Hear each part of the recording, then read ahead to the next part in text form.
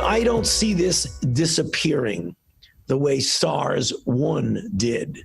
The reason I say that is that it is so efficient in its ability to transmit from human to human that I think we ultimately will get control of it. I don't really see us eradicating it. That was Dr. Anthony Fauci echoing what experts at the World Health Organization said back in May. It puts a fine point on the urgency of developing effective vaccines that could help us return to a sense of normalcy.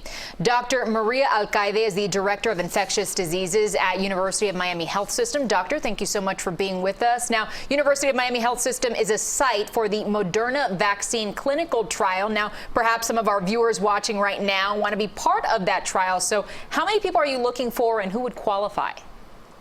Thank you so much, Lauren. We are looking for 1,000 people in Miami, and this is a vaccine trial that has shown to be safe and has been able to show antibody responses in those who have received the vaccine. We're looking for 1,000 participants in Miami, and those are adults, and there is no age limit.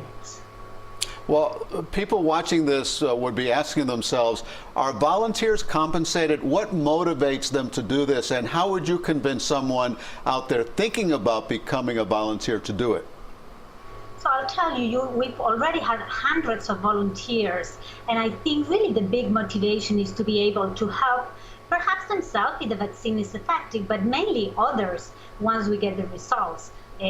This virus is a very aggressive virus, and I think we are learning that vaccine will be one of the only and the best ways to be able to prevent future infections. Participants will be compensated monetarily, but I think really the main, this is really a gift to science to be able to participate in these trials.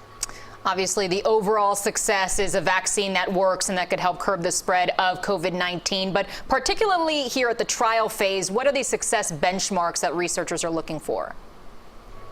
So far, we know that the vaccine is safe, meaning it doesn't have major side effects. And we also know that it's been able to produce antibodies in those who have received the vaccine. That means that there is a potential that those antibodies will be able to fight future infections. When we do the trial, we will actually be looking not only at the development of antibodies, but also we'll be looking at how many participants become infected after getting the vaccine. Doctor, there's also a shortage currently of convalescent plasma. First of all, can you explain what is convalescent plasma and why is it so critical? Thank you, Elliot. So convalescent plasma is, it's like a transfusion. Convalescent plasma is the part of the blood that does not have cells, and it contains antibodies. Somebody who has recovered from COVID-19 has developed those antibodies. Those antibodies are in the plasma, and when infused, when somebody who's infected with severe COVID have shown that they may be beneficial in curing the infection. Right now, we've done a convalescent plasma in Florida and all over the country, and it has been used for other infections in the past. There is a shortage of donors in Florida, and really, I invite that everybody who has been infected with COVID think about the possibility of becoming a donor of convalescent plasma. Yeah, Doctor, we've done several stories on that. I do know we have the information on how you can sign up for that on our website, cbsmiami.com. Now, Florida is a hotbed for this pandemic, so I'm calling it the epicenter of it right now, specifically here in South Florida. What do you think we're doing wrong? What are we not doing that other states have done to be able to flatten the curve?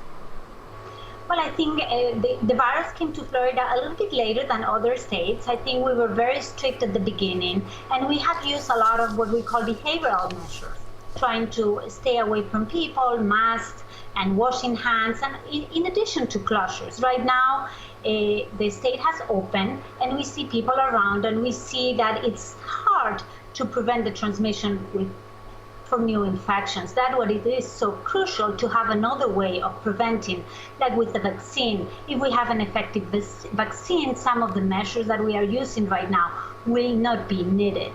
Right now, we are, as you said, the epicenter of the epicenter, and we really, really need to stop the spread of this virus in our community. We certainly do. Dr. Maria Alcaide from the University of Miami, thank you so much for spending some time with us tonight to answer those questions. Of course, they are looking for 1,000 volunteers. We have information on our website how you can become one. Thank you, Doctor.